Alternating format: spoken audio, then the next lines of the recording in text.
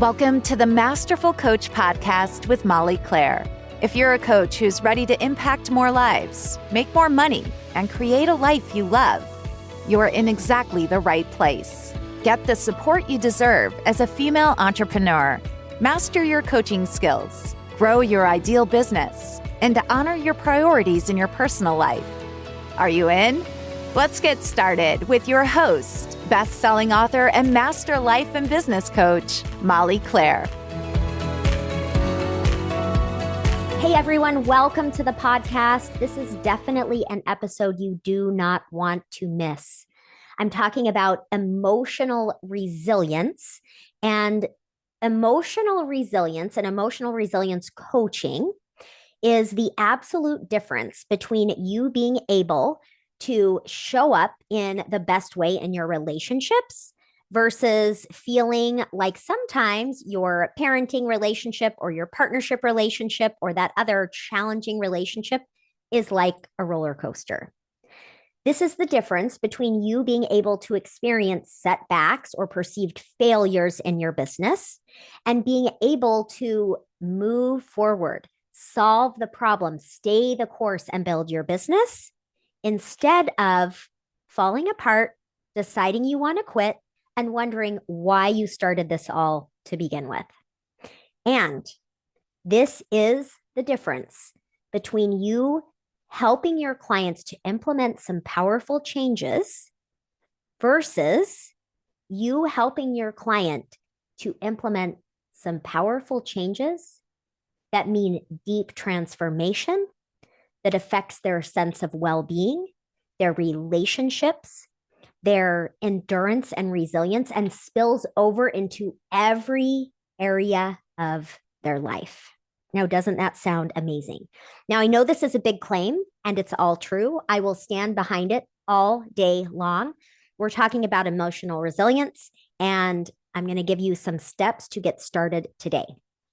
So, part of the reason that I am talking about this in such a big way is this is something that is woven all throughout my training programs with my clients. So whether it is coach certification and leadership training, which is that level 1 3-month program for those of you that are new, or whether it is a deep dive into this concept in holistic master coach training, which is a full year program, emotional resilience and emotional resilience coaching is at the heart of this work. Because in truth, we are all navigating pretty big challenges in our lives, right? Sometimes we'll have seasons where things are a little more calm, but we have seasons where it's not so calm, right? Where we're really struggling in these different areas. And because each of us have thought patterns and beliefs, and we have certain behavior patterns, and we also have an emotion center that is really a powerful place for us because we have these different pieces and parts of us. It is imperative that we understand how they fit together. And today I'm talking specifically about the emotion piece and what you can do with it. All right. And by the way, this is the last week to apply for either one of these training programs. We are starting in September. Yes, that is right around the corner. You can find all the details of both programs on my website. And if you are an aspiring coach or a high-level leader and you would love to be phenomenal at your coaching, this is a chance for you to get started. This is a 3-month program, and you should definitely check it out because we are starting next week. And there is an extra opportunity in this round of the training. So you don't want to miss it. If you're interested, check it out on my website, submit your application. Those of you that are already coaches that really want to be safe, effective, ethical, and deliver the kind of transformations that I'm talking about, Master Coach training is for you. It is a full year. We go in depth into emotional resilience coaching, and so much more. So as I said, you can check both of these out on my website. Applications close this week. We start in September. All right. So I'm going to ask you a few questions here. And if you are able to close your eyes, I would love for you to do that. If you're driving, please keep your eyes on the road. I want you to think about the last time you had an emotionally charged conversation with someone in your life. Maybe it was one of your kids, maybe it was your spouse, maybe it was your sister, your mother-in-law. And I want you to think about what would happen if you could wave a magic wand, and even though you felt emotions, you were able to stay clear in your mind, and you were able to stay emotionally present and grounded for yourself and with the person you were in a conversation with. I want you to just think about, almost imagine that in your body if you can, and think about how different that experience would be. What would be possible in terms of working through disagreements, in terms of showing up kindly for the other person, in terms of appropriately and kindly and compassionately setting your own boundaries. These are the kind of things that are impossible with greater emotional resilience. I want you to think about the last time you didn't hit a goal, or you didn't get the client, or maybe the team that you're managing did not meet the goal that they absolutely had to meet for the quarter. I want you to think about what would have been different if in that situation you were able to see and experience the disappointment and frustration, and you were also able to stay very steady in your commitment to moving forward, where you felt the emotions, but they didn't overwhelm you or overpower you. They didn't shut you down. They didn't convince you that you should quit or that the person that is not getting results is terrible at their job. I want you to just imagine what kind of clarity and forward movement you could have if that were the case. So I've given you a couple of things to think about, and my hope is that I've at least started to convince you that emotional resilience and building your emotional resilience is a pretty big deal, and it's a pretty big deal for your clients too. So I'm going to talk a little bit about this secret weapon of emotional resilience in terms of effective leadership, if you are a high-level leader, in terms of your personal life, and in terms of you as a coach.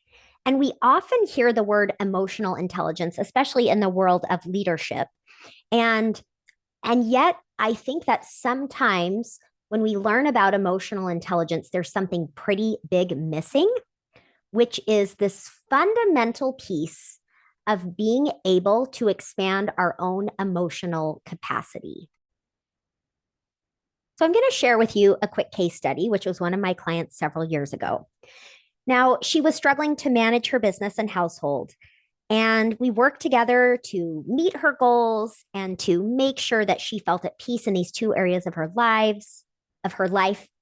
But the biggest frustration in all of it was her child's emotions. She had a child who she described as emotionally reactive. And she wished, by the way, that her child's emotions did not bother her so much, but they definitely did. This client was very emotionally sensitive to others, and she understood emotions well, right? This speaks to her level of emotional intelligence. However, she was lacking in her capacity to handle emotions, which directly relates to our emotional resilience. Like so many others, so many of you out there, and like me as well, in many ways, she had been lacking in emotional support as a child, and no one had modeled for her how to handle difficult emotions. As a result, emotion seemed like a very scary thing to her, and she felt the need to immediately shut down her child's emotions, and her own, by the way. So think about this. Do you ever feel this way as a parent, with your clients wanting to shut their feelings down, with a member of your team that you're leading, wanting them to not be so frustrated? Do you ever feel this way for yourself in your business, wanting to change the emotion, swap the thoughts, just use mindset work to change the way you're feeling? And if you feel this way and it's not working, I'm speaking to you, okay? So the degree to which others' emotions are difficult for you to handle has a direct correlation with your emotional capacity for your own emotions. I'm going to say this again. The degree to which others' emotions are difficult for you to handle has a direct correlation with your emotional capacity for your own emotions. So, what does this mean exactly? You may use distraction to deal with your emotions. Oreos, overworking, scrolling on social media. Take your pick of ways to ignore your emotions. Now, I want to just pause here for those of you that are criticizing and judging yourselves right now, because we all do this. Why would we want to feel our emotions? Whoever taught us how? How would we even know what that would look like? And I also want to offer up that many of you, many of us, have not developed our emotional capacity to the degree to which we can, which means we can't expect ourselves to feel everything as big as it is right now without a little bit of guidance, some great tools, and the time that it takes to build those emotional muscles and expand that capacity. This is not something that can change overnight. So please keep that in mind, because judging yourselves for your emotions or your emotional capacity or lack thereof is never going to help you improve it. So if you relate to overworking, Oreos, scrolling, any of the things, there's likely room to improve when it comes to your ability to tolerate your own feelings and leverage them as a business builder, leverage them as a leader. Effective leadership and business building and helping others depends on your ability to navigate your own emotions. So this is what it all comes down to. The task and what I'm asking you to begin to consider today, and I say begin because keep in mind, with my master coaches, we are diving deep into this for an entire year, helping them to help their clients with it week after week. And this will be ongoing in support long after they are finished. So it takes time. But let's talk a little bit about this client of mine. As I worked with this client, her singular focus was simple: become more comfortable with your own feelings. For her, this meant noticing them, writing them down, paying attention to them while breathing, saying them out loud while walking. Using these strategies allowed her to increase her own emotional capacity, which would naturally extend in her parenting, in her business, and in her ability to help her clients. Now, another really powerful tool that we would use, and this is a tool we use in Master Coach training extensively, is the power of using tapping or EFT in a way that allows you to be with your emotions and allows you to actually increase your window of tolerance. It actually helps you to be able to tolerate more emotions more often. It is like building that muscle, right? So that you actually have that ability. And there are many ways to do this. And I obviously can't cover them all in this episode, but I just want to drive this point home that you understanding how to be comfortable with your own feelings and you committing to an incremental way to increase that capacity absolutely has to happen if you want the level of self-development and growth that I know you are craving. Now, for this client, the results of all of this work that we did as she was expanding her own emotional capacity, as she was learning how to ground herself more often, as we were able to clear out some of those emotions stuck in her from years past, the results of this for her were phenomenal. She had more patience with her child. She was actually able to listen to and understand her child better. This meant more connection and less stress. Of course, as she was able to succeed in this area, not only did that improve her ability to parent and have a relationship with her child, but of course, she also found herself more relaxed and focused in her business since there was no longer this constant roller coaster of emotions going on in her personal life. And there was no longer that roller coaster of emotions every time that business strategy didn't go as planned. And truly, the best part for her, and I know that my master coaches listening would say this for them too, the best part is the sense of peace that you can personally experience every single day on a regular basis. This was the best part for my client. She had an incredible sense of peace that entered her life every day. Her stress levels for life and business became less and less. And I know this is what we're all looking for, right? This is what your clients are looking for. Your clients want to feel more capable of handling their life.